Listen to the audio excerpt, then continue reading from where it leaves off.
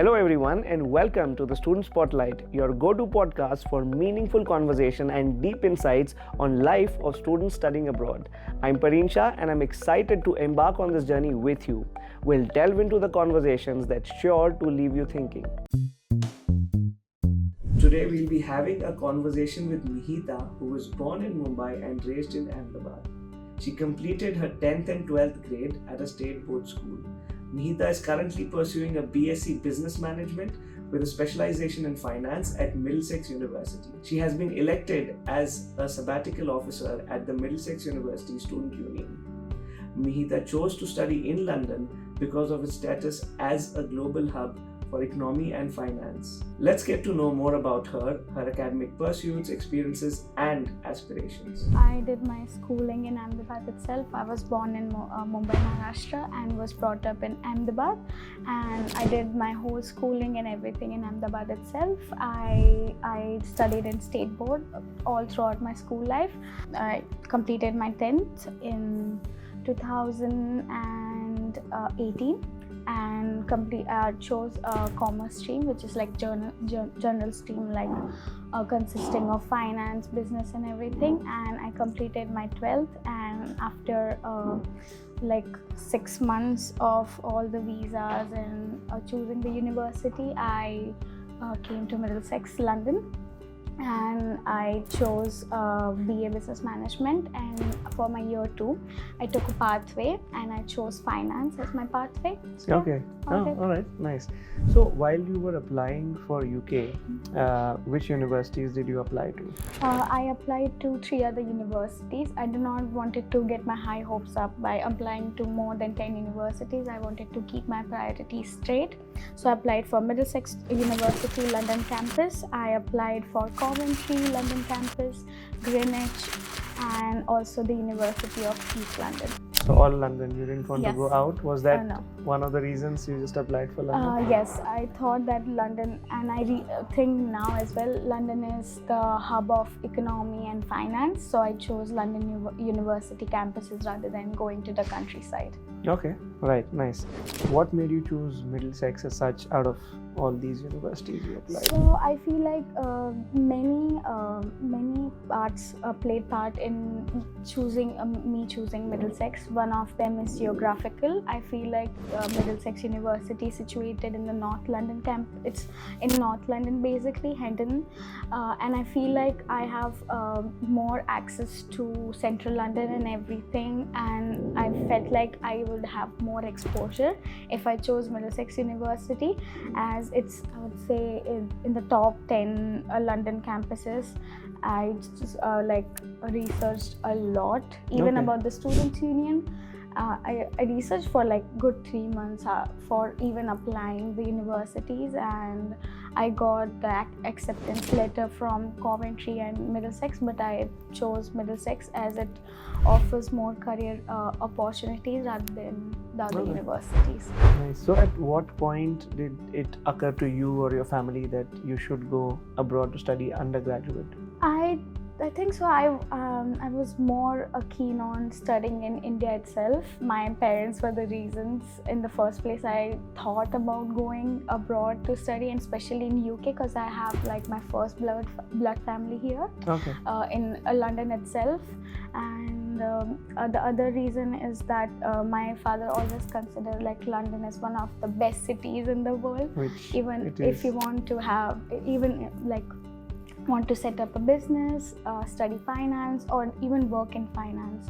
I mean, like, look at Canary Wharf or any city of London areas. Right. Okay, that's nice.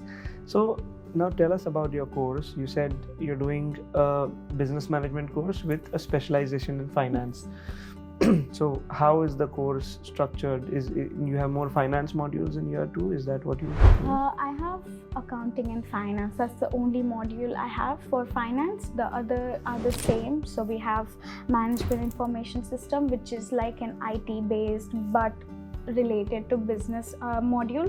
I also have quantitative methods, which is like basically statistics, but more of a business concept and perspective. And for finance, I just have accounting and finance. Even in year 3, I'll just have accounting and finance. But that plays a very major role in my course, I would say. Right. Because it's one of the most toughest module, I would say. Right. And So tell me about how was the transition? You said you did state board, and when you transitioned to UK, the way of teaching, the way of study is quite different, right? Did you feel a bit of a vacuum or a bit of a difficulty in the beginning?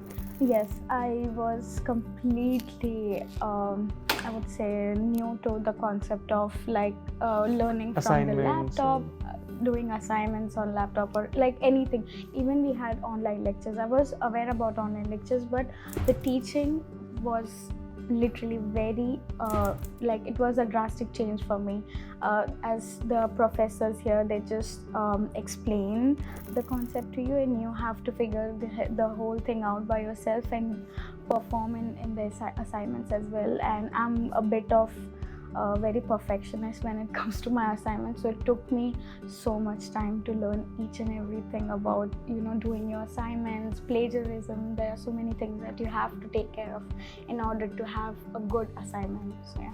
Right. So what's the mix between the assessment in terms of assignments and exams? Do you have any exams, or it's just purely coursework? So for my year 1, we had financial concepts of business, which was like basically an introduction to finance for us, and we had some online tests. So, and only for my year 2, I had one physical test, which was like sometime around last month, and which was just like for an hour, I would say, and it was very easy, as I'm like accustomed to giving physical exams rather than giving online tests. Okay, that's nice. Now tell me about your experience with student union, and you are going to be the upcoming sabbatical officer. So could you brief a little bit about why did you go that route, or what exactly is it? So I always crave for learning more and more leadership skill. I feel like I really want to get that done, and I got introduced to Students' Union while I was back in India. I love to do research and to know more about societies and what kind of cultural societies that they have or liberation groups they have. And before coming in, I got like research, and I found out that the president for our Students' Union is an Indian itself. Okay. And I related to a bit more for the Students' Union. And from day 1, when I came to the university, I used to attend all of the events which are usually like organized by Students' Union. That's how I got to know about the Students' Union more and more. And I volunteered for the Students' Union for a career fair, happened in last year August, and from that I've never looked back. I got recommended to be a student staff there, like doing a part-time job, and in that time period of like 3-4 months, I did events. I specialized in events, and then like worked with all the teams in the Students' Union. So considering from student leadership, which handles the academic version of Students' Union and gives services to the students, and there's NASA teams, that's National Network and Social Actions. So they basically specialize in doing events, organizing them, and liberation groups. And yeah, I worked with all the teams, and I was always a fan of Students' Union. I'll always call Students' Union my first home in UK. For the sabbatical role, I would say, as I said to you, like before even coming here, I got to know that you can do this, and you can get more leadership skills, communication skills, interpersonal skills, and much more. And I thought it would be a great opportunity for me to take a year out of my course and to I would say indulge into those experiences and get something out of that experience. So yeah. Okay, so then you've just completed, or you'll be completing year 2 right now, right? And then sabbatical officer is a 1-year full-time paid role. Yes. So then you'll take a break in your studies for a year, and you'll work for the student union as a sabbatical officer. Yes. and then you'll complete your year 3. That's how it is. So basically how it works is, if you finish your year 3, like if you finish your degree and you become a sabbatical officer, you have to change into the sabbatical visa. But for me, I can just continue with my visa. I can get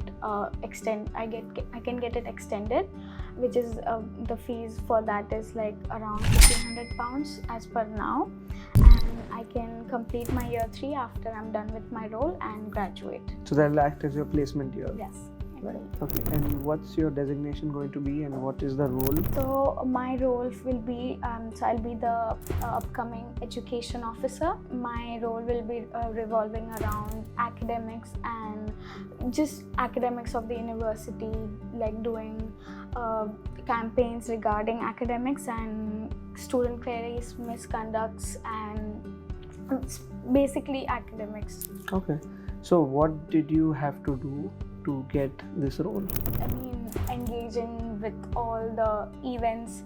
I've done worked in getting so many surveys and information, even from my job role, not just that. And I got to know that, I can do this, and it will be more influential. I'll have more authority to put my voice through to the university and the senior management. And so did you have interviews with the management, or were you elected? Did you have to campaign? Yes, so it's an election process. You have to first nominate yourself as whatever role you want to, and after nomination you have about a week time where you get candidate training. So where they explain where the student union staff, they explain everything to you about the whole election process. And this year the election commenced last month, so it was in March. It was just for 3 days, and for that you have to start campaigning. You have to first make posters. It was a very fun experience overall. I got very creative with the posters. We also got to do some social media campaigning, and after the election ended, after 3 days, the next day I think so the results nights were on. Okay, so that gives you experience in campaigning. And Yes. Did you have your own manifesto that Yes. you had to? Okay, that's nice. All right. So then, now tell me, what are your future plans? Why did you choose to become a sabbatical officer? Do you have plans in the future that would help you? Being a sabbatical officer, would that, help you in getting somewhere you're looking to go? I feel like as an international student, in this country, I wanted to put my voice and the students' voice who are not able to stand up for themselves, put forward to the management, as I said earlier. And as far as the sabbatical role goes, it's so much more than just being an education officer. You get to represent yourself, your university, your staff, your students, to the whole world, I would say. And there's nothing more satisfactory than saving people's life. I've heard from my colleagues who have been working in the students' unions as sabbatical officer or even permanent staff, how the stories are so inspirational. It's so much inspiring to just be able to help the students in the way of work you do. And yeah, so about the sabbatical officer role, I think so with the leadership skills and the public speaking skills and so much more that I will get from it, I believe it will really help me nourish my career, which I want to have in finance. But I am very much open forward to be a businesswoman. I'm thinking of opening a business after I graduate, so I feel like it will really help me build those things much more. Okay, that's nice. If there was any advice you would want to give to students who are applying to come to UK or Middlesex University, or your course in particular, what would that be? I feel like for all the students out there in India or any other country who are looking to come to Middlesex specifically, I would say do thorough research. choose the course that you feel like will help you build a career that you want to be, and just thorough research will be helpful, and get to know more about the current situation of the UK job market and the visa restrictions, and even to keep in mind the 20-hour work restrictions that we have as international students. I think it's very crucial to find a part-time job, which fortunately for me was some hard work, but I was fortunate enough to get jobs in the university itself rather than working outside. So it will contribute more to my career rather than just doing a job. Not that it's wrong to do job outside the university, but it will be more helpful if you find out more about the university and what jobs do they provide, and if it fits your career goals. Okay, so since you mentioned about part-time jobs, tell me what kind of part-time jobs have you done so far? So when I came to this country, everything was so new to me, and as the first generation coming into this country, I found it very hard to find a part-time job, because I'm not that extrovert enough to go up to everyone and ask for one. And what I did was used my university academic service. So we have MDX Unitemps, and I went there and I asked for guidance and support, and what they did was provide me a basic template of a CV, UK version of CV, I think so, Harvard style CV, and after that I changed my experience and everything according to the one-page CV and applied for jobs for, I think so, 3 months. So for the first 3 months I did not have any job, and luckily enough after 3 months I got job in a company called Binugo. I still work there part-time. I got a job as a hostess there at the English National Opera House in central London itself. And I've also worked in university.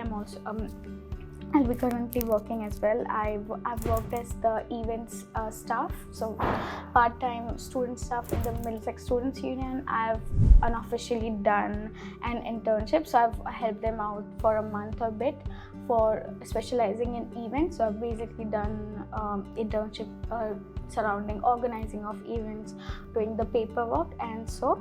And I've also done student learning assistant in the university itself. So it's basically, I would say in simple words, it's like monitor for your lectures, and just to make sure everything is okay with the students and helping them out with queries. And I would say volunteer experience also matters when It does. Look out for jobs. So I've been events officer for Indian Society of my university. I've been the public relation manager for Women's Liberation Group, and I'm also the president of Bollywood Society. Yeah, okay, that's nice. So where do you live? Have you lived on campus? No, I've never been able to afford to live in the student accommodation, because I don't believe in asking for my parents for the money. I could easily get that, but I would rather prefer to get it from my own salary. I feel like it's very strange that the world we live in, because if you look at it, if you work 20 hours per week and the salary, approximate salary you get out of is £872, and I feel like the student accommodation starts from £700-800. So if you think logically, you'll not be able to afford that, and which is very unfair. I live locally. My rent is 600, so at the end of the month I'm left with around 200-300 pounds for other things. Other expenses. Okay, 600 gives you a double room kind of setup? Okay. Yes. How far is that from the university? It's like 30 minutes away from the Not university. too bad, right? Yeah. Just a bus ride away. Okay, nice. So if you were to go back in time and change anything, right, what would that be? Say, you can talk about your university course, your decision to come to UK, anything at all you think, or anything else you would want to change? I am a very realistic person, and I would say I would not like to change anything, but I would like to change my perception on the things that I had when I came in the UK. I thought everything is going to be so hard. I was so scared about Okay. everything Okay. because I have family here and they've always told me about the bad side of the UK and especially London, as you might have known, like Yeah. it's very unsafe. Yeah. And for me, I think so. It was the first time me leaving my family. I'm a very home person. I love to be around people, you know. And coming here, I was all alone all of a sudden. So it hits you a lot. The Yeah. transition, people don't talk about it often, but the transition is very hard. Right. But once you came here, then you were okay. The myths were broken. Some of them were broken. Some of them are truth, sadly. But it's like you have to just do it. See, it also depends on where you are in terms of safety, right? I've been here 17 years and I haven't come across, luckily, touch wood, any such instance personally. I've heard stories of phones getting flicked and, you know, stabbings. But, you know, you go to any city, any big city in the world, and especially when you're in a city like London, which is absolutely diverse, so multicultural, people from all kind of backgrounds live here together. So there is always that fear that we have in our head, where again it boils down to where do you live, with whom you hang around with, where you are. But otherwise it is safe. I'm happy to say it's perfectly safe in my experience. But like you mentioned, you know, when you're overseas and when you have actually not first-hand had experience, you know, the life looks a bit difficult. But once you're here, the transition is a bit chaotic. But once you're set, you're set. Yeah. But great, you know, good piece of advices, Mihita. It was nice talking to you. Thank you very much for, you know, being here. So guys, that was Mihita for you. I hope her story inspired you. We catch up in the next episode. Thank you. Thank you for listening to the Student Spotlight. We hope you found today's discussion valuable. If you liked what you heard, be sure to subscribe and share it with your friends. We'll be back soon with some more stories and insights. Until then, continue learning and growing. See you in the next episode.